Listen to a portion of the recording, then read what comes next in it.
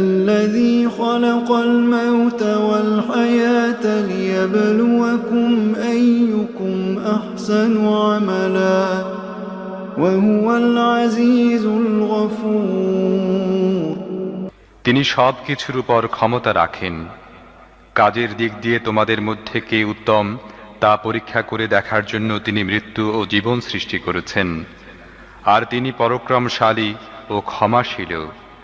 الذي خلق 7 سماوات طباقا ما ترى في خلق الرحمن من تفاوت فارجع البصر هل ترى من فطور তিনি স্তরে স্তরে সাজিয়ে 7টি আসমান তৈরি করেছেন।